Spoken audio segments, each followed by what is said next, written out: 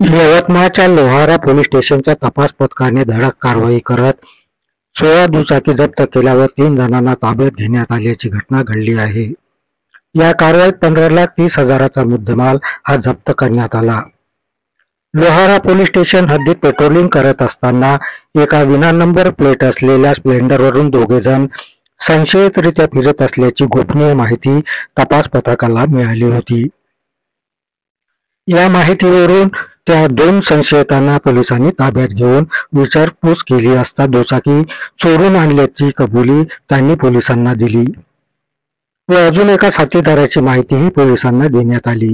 यावरून पोलिसांनी त्यांच्या 3ऱ्या साथीदारालाही ताब्यात घेतले व त्यांच्याकडून अंदाजे 15,30,000 रुपये किमतीच्या 16 दुचाकी ह्या जप्त केल्यात। या कारवाईमध्ये निलेश मुनेश्वर, गणेश हुले आणि आदित्य राऊत या सर्वांवर गुन्हा दाखल करण्यात आला आहे। जिल्हा पोलीस अधीक्षक कुमार चिंता यांच्या मार्गदर्शनात ही कारवाई करण्यात आली। संजय ढवळे, प्रतिनिधी GTV न्यूज मराठी।